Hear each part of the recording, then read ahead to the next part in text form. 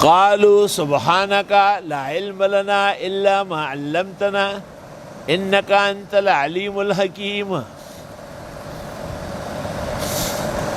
قال یا آدم، معافی مانگی نا انہوں نے، خدا ہمارے پاس کوئی علم نہیں.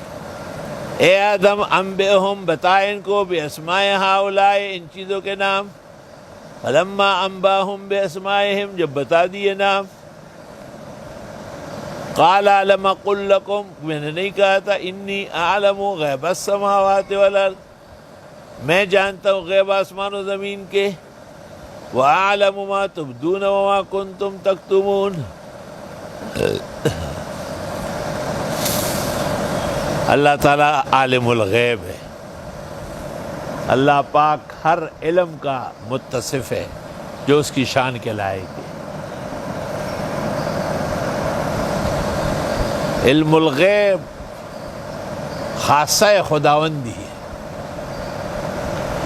جو اللہ کے بتانے سے نبی کے پاس آتا ہے، وہ علم الوحی ہے. اور جو ولی کے پاس آتا ہے وہ الہام، کشف و کرامت ہے. اور جو زرولی کے پاس آتا ہے وہ تحقیق کی تفسیر و حدیث ہے.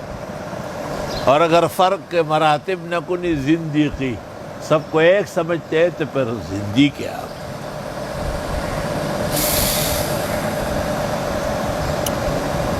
علم الغیب پر ہمارے شیخ و مرشد محقق الاثر امام اہل سنت فخر مفخر دیوبند ترجمان مسلک احناف حضرت مولانا سرفراز خان نے کتاب لکھی ہے ازالۃ الریب عن عقیدہ علم الغیب. اس سے پہلے مولانا منظور نعمانی نے بوارق الغیب لکھی تھی. مفتی مہدی حسن خان شاہ جہان پوری نے یکے بعد دیگرے رضا خانیوں کو جوابات دیے تھے. اس وقت پوری دنیا کے لیے مولانا کی کتاب کافی ہے.